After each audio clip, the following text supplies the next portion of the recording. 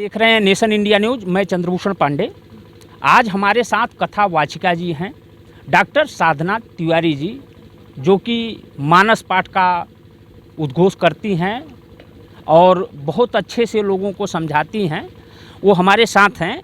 आपका बहुत बहुत स्वागत है हमारे चैनल पे। जी, आपका भी बहुत बहुत धन्यवाद। जो आप ये कथा वाचिका का कार्य कर रही हैं, ये कब से कर रही हैं? जी, जब मैं 14 साल की थी तब मैंने प्रारंभ किया था और इसकी शिक्षा दीक्षा हमारे पिताजी के द्वारा मुझे प्राप्त हुआ।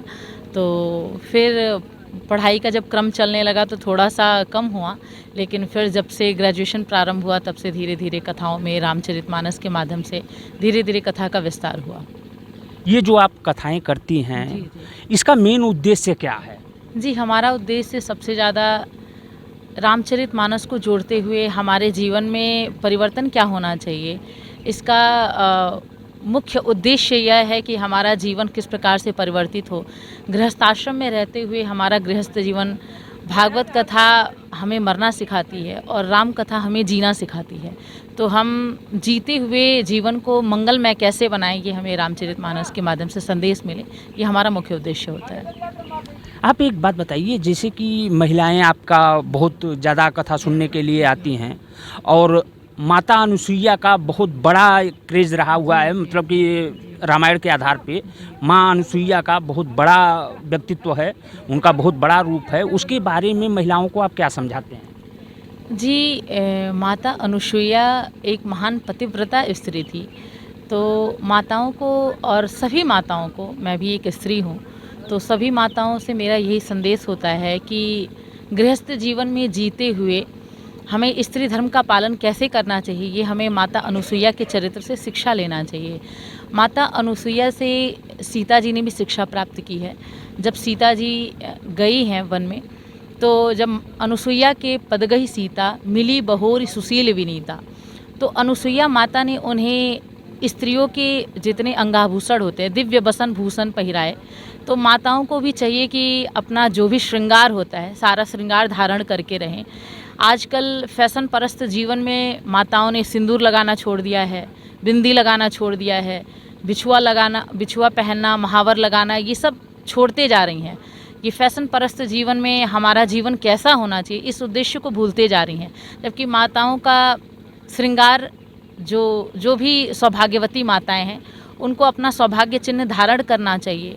और जो अनुसुईया जी ने सीता जी को शिक्षा दिया है कि स्त्री का जीवन कैसा होना चाहिए, पतिव्रता स्त्रियों को कौन से धर्म का पालन करना चाहिए और क्या करने से क्या प्राप्त होता है, जो अनुसुईया जी ने शिक्षा दिया। 4 प्रकार की स्त्रियों का वर्णन किया, पतिव्रत स्त्रियों का। प्रथम प्रकार की वह स्त्रियां होती हैं जो सपने में भी कभी परपुरुष का दर्शन न करें। मध्यम परपति देख ही कैसे बोले, भ्राता पिता पुत्र निज जैसे।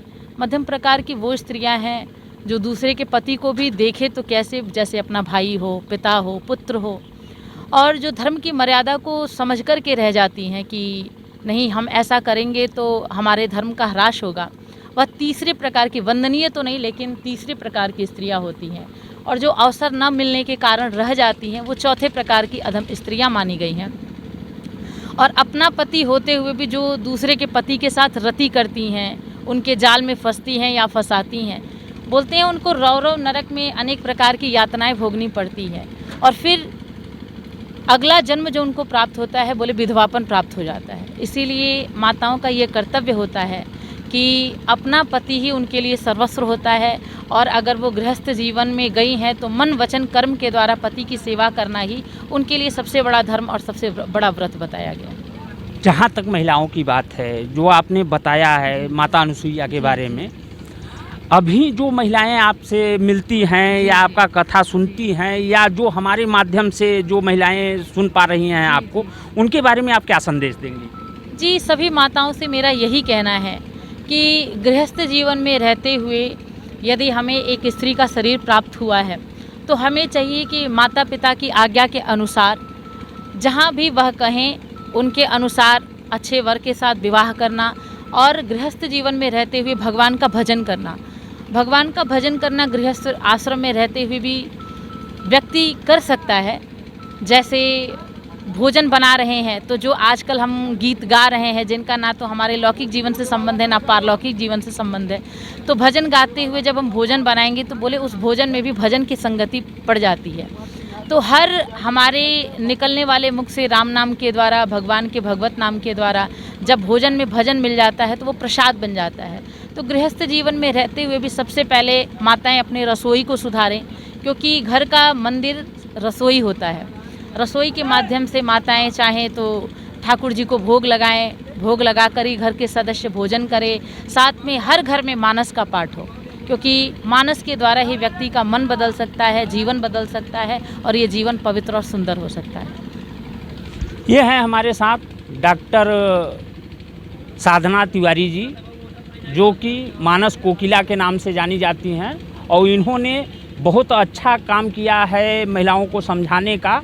अगर जो भी महिला इस चीज़ को समझ सके और कोई प्रश्न पूछना चाहे तो हमारे कमेंट बॉक्स में ज़रूर पूछे, मैं उस प्रश्न को फिर से इनके सामने लाऊंगा। आपने जो हमारे चैनल को समय दिया है उसके लिए आपका बहुत बहुत धन्यवाद। जी, नेशन इंडिया न्यूज़ को हमारी तरफ से भी बहुत बहुत धन्यवाद। आप धार्मिक प्रचार के द्वारा सभी वक्ताओं के छोटे छोटे क्लिप डाल करके और इसका बहुत सुंदर प्रचार कर रहे हैं। मुझे आशा है कि आने वाले समय में आपका ये जो न्यूज़ चैनल है वो काफ़ी आगे तक जाए, और इन्हीं शुभकामनाओं के साथ आप सभी को जय श्री राम। इसी के साथ कैमरामैन जयवंत के साथ चंद्रभूषण पांडे, मिर्ज़ापुर, उत्तर प्रदेश।